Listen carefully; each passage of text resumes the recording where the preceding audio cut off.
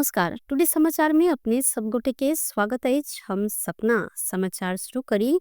जनमत पार्टी के दर्जनों युवा नेता कार्यकर्ता जसमा नेपाल में प्रवेश केने मुख्य प्रशंसा। जनमत पार्टी के केंद्रीय सदस्य एवं मोहतरी क्षेत्र नंबर 3 ख के प्रदेश सभा प्रत्याशी दीपेंद्र मधेसी सहित जनमत पार्टी के दर्जनों युवा नेता कार्यकर्ता जसपा नेपाल में प्रवेश केलक अछि। रेड दिन जनकपुर स्थित जसपा नेपाल के पार्टी कार्यालय में आयोजित कार्यक्रम में पूर्व उप प्रधानमंत्री तथा जसपा नेपाल के राष्ट्रीय अध्यक्ष उपेंद्र यादव के विशेष उपस्थिति में जनमत पार्टी के नेता कार्यकर्ता युवा नेता कार्यकर्ता सब पार्टी में प्रवेश केने यादव के सचिवालय द्वारा जानकारी कराल गेल अछि। जनमत पार्टी के युवा नेता सब सुभाष मिश्रा, लव ठाकुर, वेद प्रकाश यादव, नवीन यादव, गोपाल यादव, राम अनिक यादव, अनिल यादव ऐना, राम जनय यादव, प्रशांत यादव, नरेश यादव लगायत जनमत के नेता सब जसपा नेपाल में प्रवेश क पार्टी सदस्यता लेने सहित जसपा नेपाल के राष्ट्रीय अध्यक्ष यादव नव प्रवेशी सबके माला अबीर गमछा लगाकर पार्टी में स्वागत से केने छलैथ। मधेसी दल सब एकता आ सहकार्य के गृह कार्य में जुटल समय राष्ट्रीय पिछड़ा वर्ग महासंघ सब पक्ष के समेट संबंधित पक्ष के ध्यान आकर्षण करौने अछि। महासंघ के राष्ट्रीय अध्यक्ष कौशल कुमार सिंह आई विज्ञप्ति जारी करत मधेश में रहल विभिन्न समुदाय बीच एकता नहीं कैल गेल धैर्य मधेसी एकता संभव नहीं है तर्क केलन। ओ मधेश के सब पक्ष के समेट कर राजनीतिक लाभ के आधार में मात्र मधेसी दल सबके एकता के प्रयास शुरू कैल गेल टिप्पणी से केने सहित संघीय ओ विज्ञप्ति में कहलेथ मधेश में रहल पिछड़ा वर्ग, दलित, आदिवासी जनजाति, मुस्लिम आ थारू बीच मधेश के अधिकार संबंध में मिहीन रूप में विश्लेषण नहीं क मधेसी दल सब सत्ता स्वार्थक लेल मात्र केने मधेसी एकता से ठोस परिणाम आवन नहीं सकत। मधेश के अधिकार में सबके अपनत्व होव जेहन कार्य योजना बनाकर आगा बढ़ परत आपके संवाद आ सहकार्य सब संग होव परत तथा सबक सहभागिता में होव परत ओ सुझाव दिलेन। संगे सबक पहचान आ सहभागिता के स्वीकार करत एकताबद्ध रूप में आगाड़ी बढ़ ओ जोड़ से हो देने साथ नेपाल प्रहरी दोहा से मलद्वार में सोनमुका का अन्य 3 गोटे के त्रिभुवन अंतर्राष्ट्रीय विमानस्थल से नियंत्रण में लक कार्यवाही के लिए भन्सार कार्यालय चलान केलक अछि। प्रहरी प्रधान कार्यालय आई उक्त घटना विवरण सार्वजनिक करते सप्तरी घर रहल 32 वर्षक कृष्ण प्रसाद चौधरी, 30 वर्षक मोहम्मद इस्लियास आ सुनसरी के इटहरी उप महानगरपालिका 19 रहनिहार 27 वर्षक शिव शंकर चौधरी के नियंत्रण में लक कार्यवाही प्रक्रिया आगा बढ़ायल गेल जानकारी देने अछि। प्रहरी प्रवक्ता प्रहरी वरिष्ठ उपरीक्षक विश्व अधिकारी नियंत्रण में लेल गेल हिनका सबके आवश्यक कार्यवाही के लिए त्रिभुवन विमानस्थल भन्सार कार्यालय में बुझायल गेल जानकारी दिलैथ। हिमालय एयरलाइंस के उड़ान द्वारा दोहा से काठमांडू आयल हिनका सबके विमानस्थल के अंतर्राष्ट्रीय उड़ान दिश के आगमन टनेल गेट में चेक जांच कैल गेल समय नियंत्रण में लेल गेल सल। प्रहरी कृष्ण प्रसाद के संग में से करीब 58.33% ग्राम तौल के एक थान सिकरी, मोहम्मद के संग में से 58.33 ग्राम तौल के एक थान सिकरी आ शिव शंकर के संग में से 58.33 ग्राम तौल के एकटा सिकरी बरामद के ने जानकारी करौने अछि। बुटबल नारायणगढ़ सड़क खंड के डुमकीबास में 2 दिन पहले अर्थात पुष 26 गते भारतीय हेवी ट्रक टक्कर देने बाद टूटल पुल के घटना में ट्रैफिक प्रहरी दोषी रहल नेपाल ट्रक यातायात व्यवसायी महासंघ आरोप लगौलक अछि। पुष 26 गते दोपहर में NL 01 AH 5179 नंबर के भारतीय नंबर प्लेट के ट्रक पुल से पूर्व दिश पास होव क्रम में पुल अचानक टूटल सल। उक्त भारतीय ट्रक हेवी जनरेटर मशीन बोकने सल। मालवाहक सवारी साधन पारवहन नियमन संबंधित कार्यविधि 2071 संशोधन 2006 74 अनुसार ठाउँ ठाउँमे भार मापन केने पश्चात मात्रै सवारी साधन चलत देव पर नियम प्रभावकारी कार्यान्वयन नै भेलासँ ओभरलोड के कारण पुल टूटल महासंघ के दाबी रहल अछि। उक्त घटनाप्रति ध्यान आकर्षण जनबैत महासंघ ट्रक व्यवसायी सब वर्षों से भारतीय मालवाहक सवारी साधन के भ रहल ओभरलोड डुबानी रोक पर मांग करैत एलो पर राज्य के निकाय व्यवस्था केला सँ नेपाल के सड़क आ पुल सब में क्षति भेल उल्लेख केलक अछि। महासंघ के महासचिव राजेंद्र विक्रम बानिया प्रेस विज्ञप्ति जारी करते अगहन 2 गते गृह मंत्री रमेश लेखक के उपस्थिति में सवारी साधन दुर्घटना न्यूनीकरण संबंधी भेल छलफल में ओभरलोड बोकने सवारी साधन दुर्घटना भेल में उक्त सवारी साधन पार केने अंतिम के प्रहरी इकाई प्रमुख के जिम्मेवार बनावन निर्णय भेल स्मरण करबैत लुम्बिनी प्रदेश के संबंधित निकाय के कार्यवाही कर मांग केलक अछि। मालवाहक सवारी साधन के भार वहन संबंधी निर्देशिका 2074 संशोधन सहित अनुसार नेपाल के सड़क में अधिकतम 40.2 टन बोइकर नियम रहल अछि। ट्रक व्यवसायी महासंघ के वरिष्ठ उपाध्यक्ष लोकराज पोखरेल भारतीय ट्रक क्षमता से दोब्बरों से अधिक भार बोकने संगे राज्य पक्ष प्रभावकारी नियंत्रण कर नहीं सकला से नेपाल के पुल आ सड़क समेत क्षति होइत गेल उल्लेख केने अछि। नेपाली कांग्रेस के नेता एनपी साउद 2/3 बहुमत के सरकार अध्यादेश मार्फत कानून बनाव सकारात्मक पक्ष नहीं रहल जिक्र केलैन। रिपोर्ट्स क्लब नेपाल लुम्बिनी प्रदेश कार्यालय बुटवल रवि दिन आयोजना केने साक्षात्कार में जिक्र करते साउद संसद छैल का अध्यादेश मार्फत गेल बात सबके स्थायित्व देव नहीं सक जिक्र केलैन। बहुमत भेलो पर संसद बैठक नहीं चलाक बंधक बनाव खोजने अध्यादेश मार्फत कानून आना लागल चौतरफी प्रश्न उठल हिनकर कहब अछि। ओ अध्यादेश मार्फत आनल गेल विषय वस्तु में विपक्षी दल के सेहो समर्थन होव प्रकारक विषय भेलो पर संसदे नहीं गेला सब प्रश्न उठल हिनकर कहब अछि। ओ दू दल बीच के न्यूनतम साझा सहमति कार्य में नहीं भेल उपराग समेत आइब रहल कहत पूर्ण पालना कर ओ सुझाव देने छैन।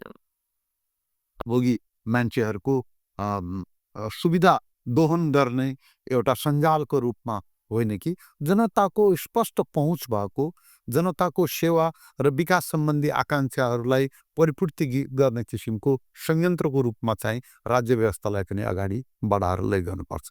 यो अभिष्ट लिएर चाहिँ नेपाली कांग्रेस अगाडि बढिरहेका बेलामा हाम्रा अगाडि थुप्रै चुनौतीहरू छन्, कठिनाइहरू छन्।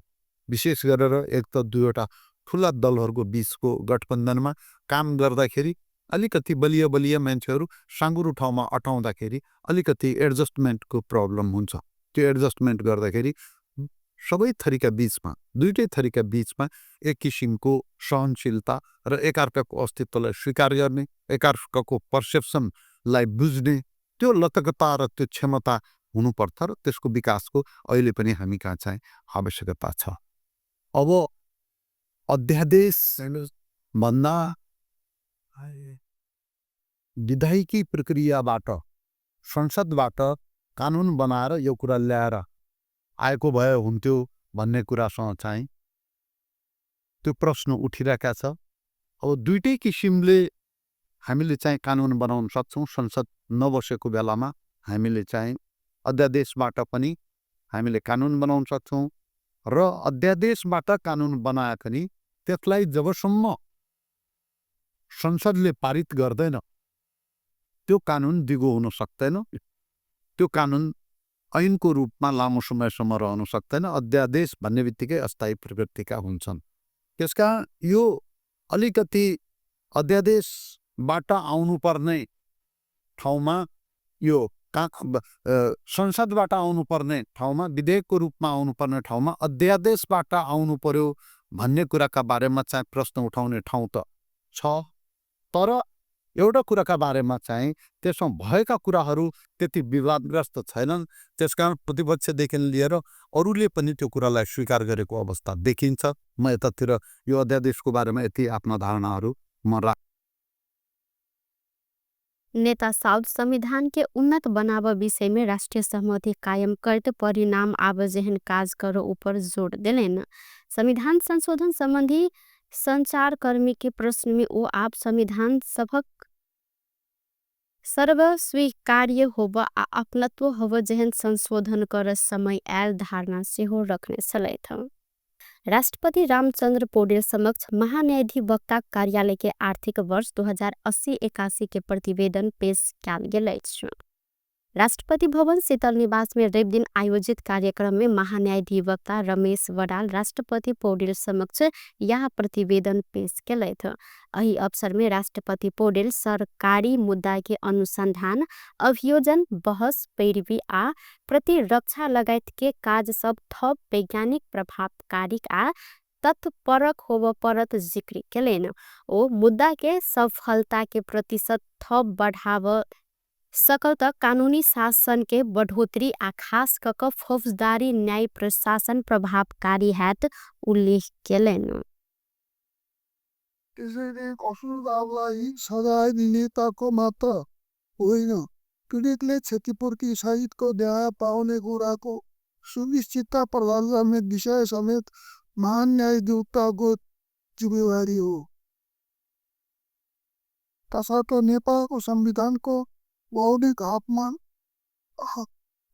हकमा अपराध पीडितको हक सुनिश्चित गरेको सन्दर्भमा त्यस्तो हकको रक्षाको लागि संविधानको प्रभावकारी कार्यान्वयन भए नभएको तर्फ पनि महान न्यायाधिवक्ताको कार्यालयले विशेष ध्यान दिनेछ भन्ने विश्वास दिएको छु।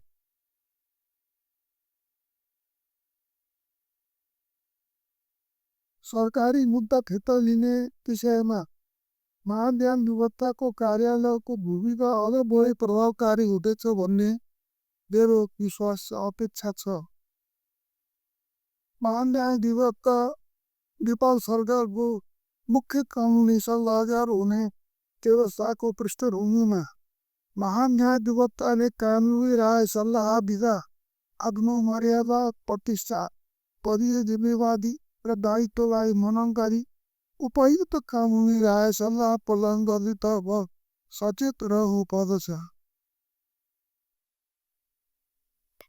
एही अवसर में महान्यायाधिवक्ता बडाल महान्यायाधिवक्ता के कार्यालय से सर्वोच्च अदालत में बहस आ पैरवी तथा प्रतिरक्षा क्याल गेल मुद्दा, रिट तथा निवेदन सबके लगत संख्या 14,710 रहल में 3,700 फस्यौट क्याल गेल जानकारी करौलेन।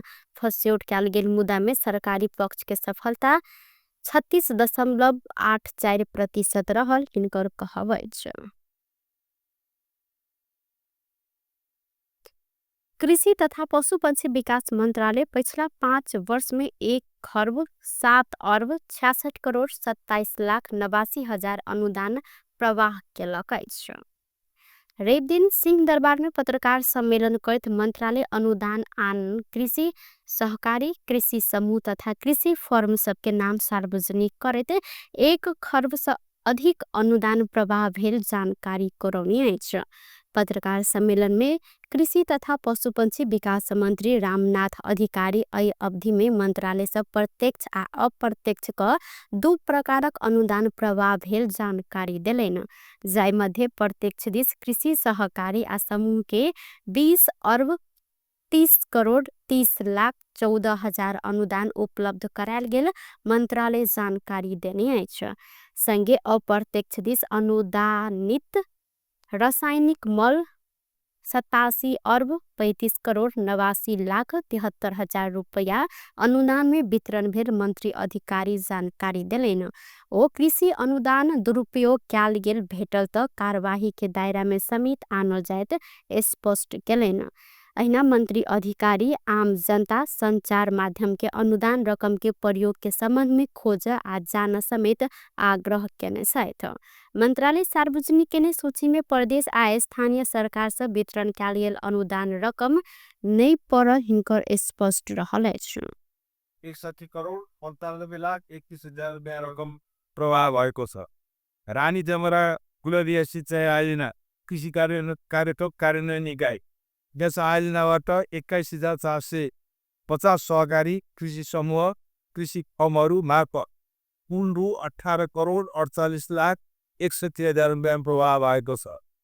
कृषि क्षेत्र विकास कार्यक्रम, यस कार्यक्रमतर्फ 27,650 कृषि सहकारी, कृषि समूह तथा कृषि फर्महरू मार्फत कुल रु 80,19,61,000 रुपियाँ रकम प्रवाह भएको छ भने नेपाल लाइभ स्टक इनोभेसन आयोजना, यस आयोजनामा 11,150 कृषि सहकारी, कृषि समूह तथा कृषि फर्महरू मार्फत कुल रु 1,92,75,13,000 रुपियाँ प्रवाह भएको। खाद्य तथा पोषण सुरक्षा सुधार आयोजना, यस आयोजनामा 46,226 कृषि सहकारी, कृषि समूह तथा कृषि फर्महरू मार्फत कुल रु 1,05,37,79,000 रुपियाँ प्रवाह भएको छ। अनियमितता कहाँ भएको छ? अनुदान लिएर गएर कस्ता मान्छेले ठुलो रकम पाएका र अनुदान लिएर गइसकेपछि त्यो मान्छेले अन्यत्र खर्च गरेर कृषि कर्म नगरेको हुनसक्छ। त्यसका लागि हामीले मन्त्रालयमा छलफल गरेर एउटा टिम बनाएका छौँ कारबाही गर्नका निमित्त पनि। हामी अहिले सार्वजनिकरण गर्दैनौँ। यदि कसैले त्यस्तो जानकारी पाएका अवस्थामा हामी त्यो कमजोरी हुन दिने छैनौँ। म यहाँहरूलाई यो विश्वास दिलाउन चाहन्छु र यहाँ थुप्रै ढङ्गका सन्दर्भहरू उठेका छन्।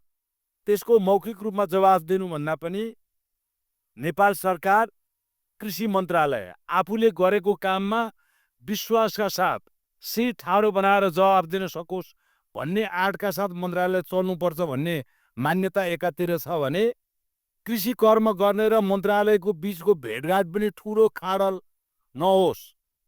जनताको बीचमा कृषि कर्म गर्ने मान्छेहरूका बीचमा मन्त्रालयको प्रतिनिधि पुगोस् र उसलाई परेको अप्ठ्यारो यहाँबाट हटाओस् भन्ने चाहना पनि मन्त्रालयले राखेको कुरा मैले यहाँहरूलाई निवेदन गरेँ। अहिना कृषि बीमा के प्रीमियम अनुदान दिस 50,28,82,000, पशु पंछी तथा मत्स्य बीमा के प्रीमियम अनुदान दिस 5,13,80,66,000 रुपया प्रवाह भेल समेत मंत्रालय द्वारा जानकारी कराओल गेल अछि। विगत में फेज आउट रहल परियोजना मार्फत समेत अनुदान रकम प्रवाह भेटल कहैत मंत्री अधिकारी ई के विवरण समेत जल्दी सार्वजनिक कैल जाइत उल्लेख केने छलैथ। टुडे समाचार में अब आर्थिक संबंधी समाचार।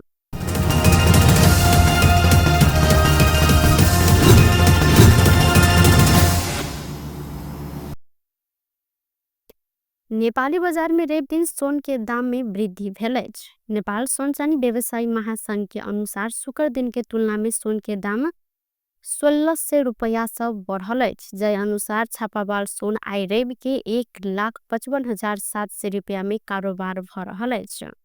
शुक्र दिन छापावाल सोन प्रति तोला 1,54,100 रुपया में कारोबार भेल त अही बीच चांदी के दाम समेत बढ़ल अछि। शुक्र दिन प्रति तोला 1,845 रुपया में कारोबार भेल चांदी आई रेब दिन 1,860 रुपया में कारोबार भ रहल महासंघ जानकारी करौनी अछि। टुडे समाचार में अब अंतर्राष्ट्रीय संबंधी समाचार।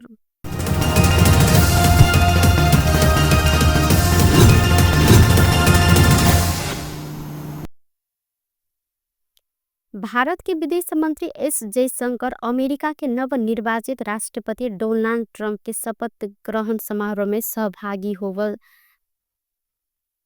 जानकारी कराओल गेल अछि। डोनाल्ड ट्रंप जनवरी 20 में अमेरिका के नया राष्ट्रपति के रूप में शपथ लेव कार्यक्रम रहल संगे अही शपथ ग्रहण समारोह में एस जयशंकर के समेत सहभागिता रह संबंध में विदेश मंत्रालय एकटा विज्ञप्ति जारी केलक अछि।